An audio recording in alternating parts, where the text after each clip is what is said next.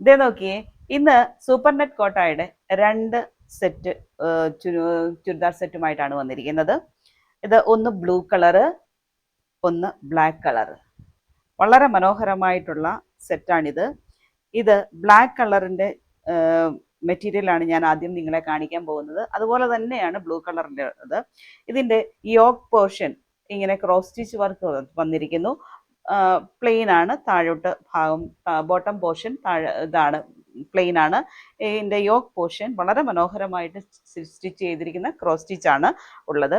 ഇതിൻ്റെ plain black ആണ് ഇതിൻ്റെ ബോട്ടം വന്നിരിക്കുന്നത്.